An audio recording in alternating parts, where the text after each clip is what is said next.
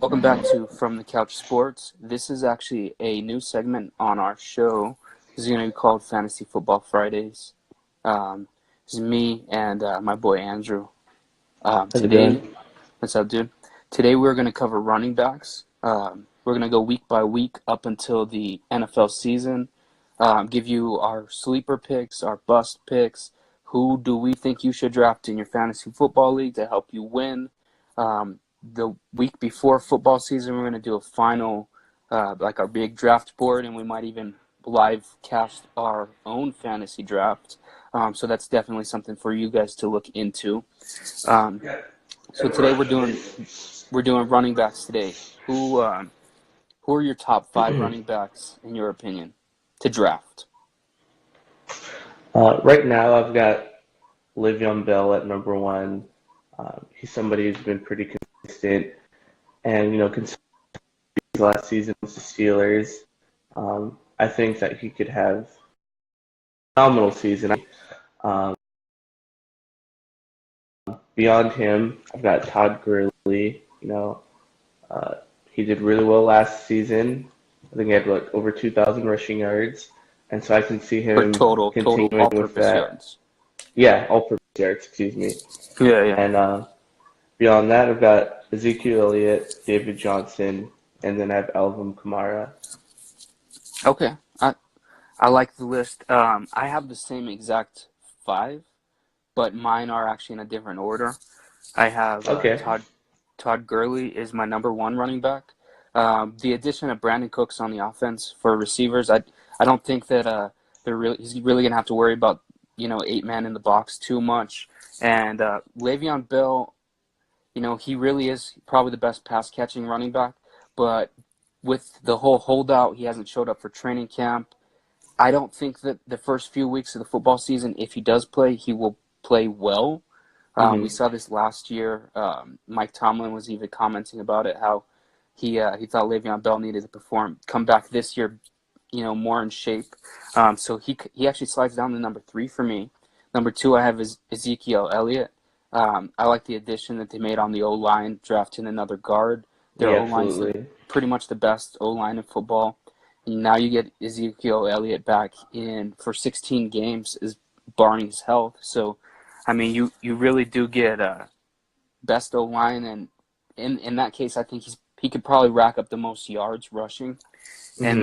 then David Johnson, he's kind of Each one team, somebody who surprises people, and as a late round pick, he's really a low risk player to choose. And then yeah, kind of last, I like do have a Mark. you have go ahead. And then lastly, I have Mark Ingram. As we mentioned, he will be suspended for the first 4 games, and he might be a little bit rusty afterwards. Um, but I think with what he adds to the game, especially with pass catching ability and whatnot, he's definitely going to be a player uh, that could definitely help, late in the year on the draft. So I think he's definitely going to be another good option as well. Yeah, I like that pick. Mark Ingram's still a really good running back. He's just going to miss a little bit of football this year. Yeah. Um, for my five sleepers, I have number one. I have Dalvin Cook. He was my sleeper last year. I think had he been healthy all season last year, he would have been one of the best rookie running Hmm. backs at least. And I think coming back healthy with the addition of Kirk Cousins, you have weapons as far as receivers go. I think that he'll complement that offense perfectly. And with losing Jerick McKinnon, he's probably going to take more of a featured back role instead of a you know backfilled by group. So he's my number one. I also in there I have Darius Geis, who's probably my number two sleeper for fantasy Hmm. football in the draft. For Darius Geis, he's kind of a wild card. He could be a bust.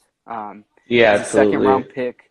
Watching him last year at LSU, he was besides if Saquon Barkley wasn't this generational talent, Darius Geis would have been by far the best running back in the class last year. He runs very hard. He's got all the tools. Um, and I think he's in a good position in Washington. He's got a quarterback. Their O line's, it's decent.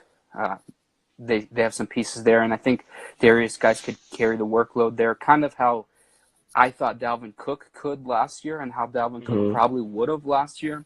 That's kind of where I see Darius guys this year kind of being in the same, that second round pick in the draft, and he's probably a guy that you can pick up in the later rounds in the fantasy drafts as well. And he could probably carry the number 2 running back on your team too. Besides him, I got Sony Michel from Georgia, the Patriots' first-round pick. Um, he can do it all. He's another one of those kind of utility players who fits the Patriots mold perfectly. They always want these running backs who can catch out of the backfield, can also run. He can run. He's fast. He's powerful. He can catch out of the backfield, and he's a guy you could probably even put in the return game. So he's one of those guys that you can put all over the field, and he might be able to get a lot of fantasy points this coming season. Then I have another pick.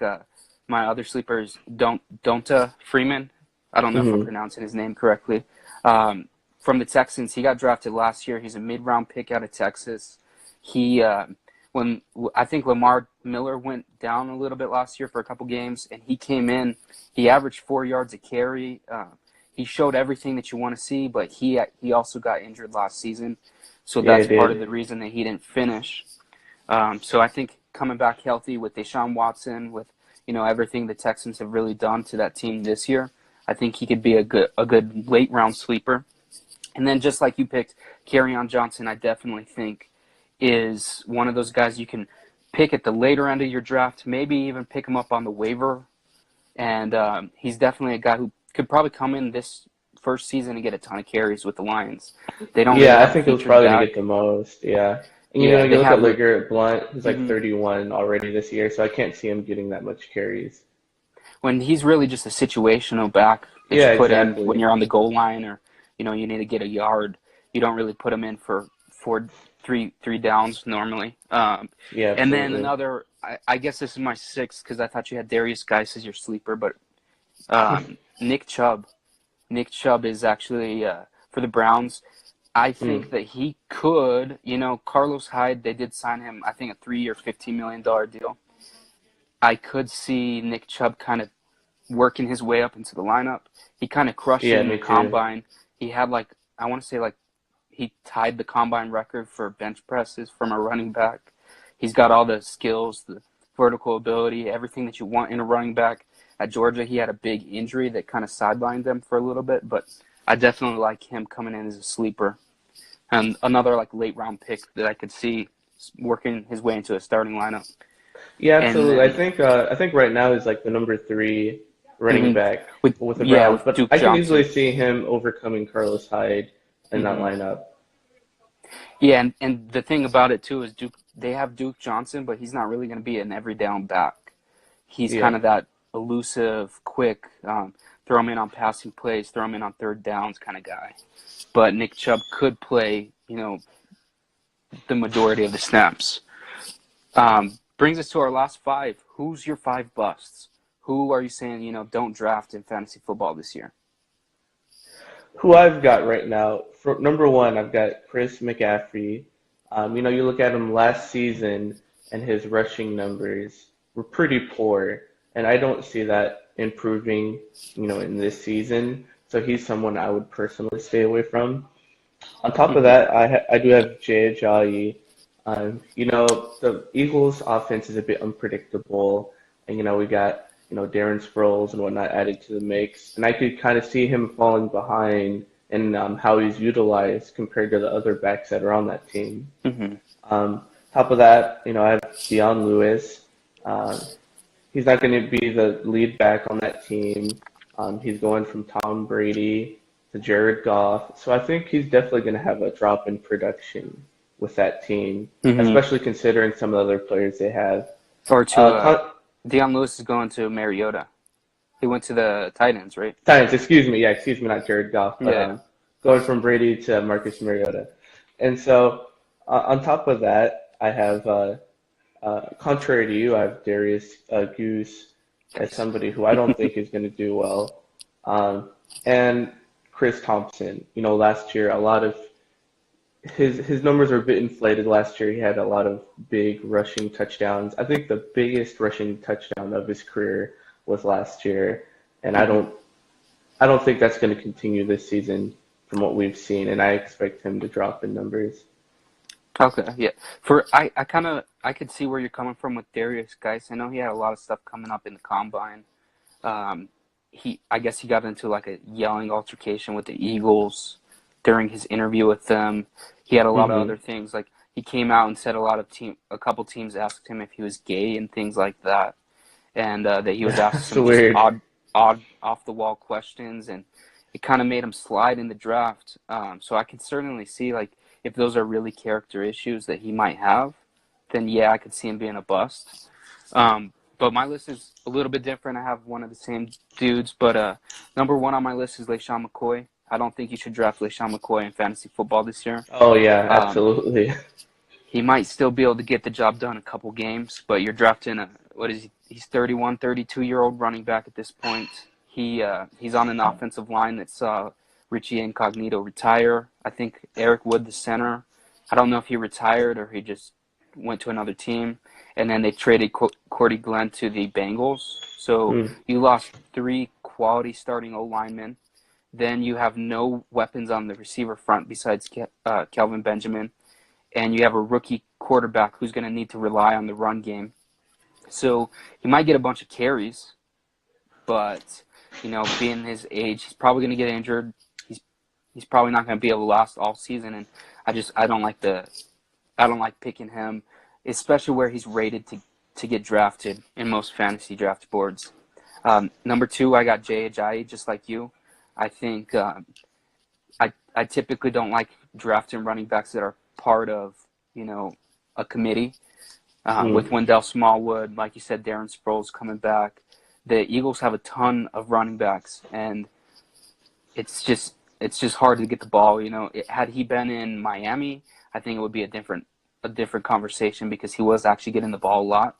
But in this case, being in Philadelphia, I don't think he's good enough to be the lead back, but I don't think he's going to get enough snaps.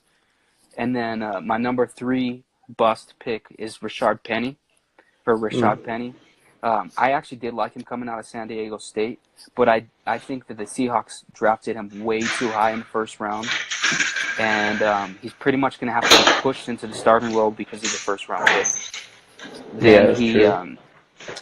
and then the Seahawks have never had it. They don't have a good line since Marshawn Lynch pretty much was on the team. They haven't had a good Hmm. line. Russell Wilson runs for his life. Russell Wilson last season he was responsible for 97% of the offense, 97% of the touchdowns. I want to say the stat was like 37 of 38 touchdowns were Russell Wilson's, That's pretty including rushing ridiculous. and Yeah. passing touchdowns. So I don't really see. I could see it changing a little bit, but I don't see it changing to where Rashad Penny could alter your fantasy season. Then I got Latavius Murray. He's still at the Vikings, right? Yeah, I think he's still Yeah, with he the is. Vikings. Yeah. But Dalvin Cook is healthy this season. They don't need him. Dalvin Cook can do everything that you ask for a running back. He catch out of the backfield. He's got the speed. He's got the strength. He can. He's a three down running back, and you might still use Latavius Murray here and there, but I don't think he's going to be necessarily that guy that you want to start on your team. Or he if anything, if he's not a complete bust, I'd say maybe he's a player that you pick up when your running back's on a bye week or something like that. Not a player Hmm. that you keep on your roster. Then my number five bust is going to be Carlos Hyde. Like I said, Nick Hmm. Chubb's probably one of my sleepers, Yeah, and I absolutely. also I also like Duke Johnson. And with the combination of those two, they're kind of exact polar opposites. Where Nick Chubb is the power back, the old traditional running back, and then you have the Duke Johnson Jr. who's catching out of the backfield, more of the elusive kind of stuff. And then you have Carlos Hyde. He's kind of in an awkward situation because he can kind of do a little bit of it all, but he's not really great at one thing. So I could totally see him being pushed to the third string, possibly even. Hmm. I Yeah, know I he agree did with sign you. the 3-year deal, but I really don't think he's the best running back on that roster right now. Yeah, I agree with you. But yeah, that's pretty much it. In my opinion, running back's the most important position, you got to draft first. So any of the top 5 guys I said, I'd be completely open to getting them if I had a top 5 pick in the draft this year. Any of those running backs, and then some of these other guys that we've been talking about, the sleepers. A couple of the sleepers for me, I would be okay with putting as my number 2 running back or in the flex. But then, then the other sleepers are, more of those guys like a Kerryon Johnson. I don't think you should start him week 1. I think he's a guy that you pick up in a later round and, sit on your bench until you see that he's actually getting some carries. I don't think he's just going to come out and bust a 120-yard game or anything like that. Oh I yeah, think it'll take absolutely. time. I think he's definitely somebody that you might utilize to help you, towards the late Hmm. season push. But that's pretty much it for the running backs. Did you have anything to add before we sign off on Uh, that? that'll do it for me. Next week are we covering receivers? Is that it? Yeah, receivers. So Yeah. next week we'll cover receivers. If you guys want to tune in, see who we think you should draft as far as fantasy for wide receiver position, who we don't think you should draft, and who are our 5 sleepers. We'll go over all that next Friday for Fantasy Football Fridays. Thanks for coming on, Andrew. No problem. See you later. Later.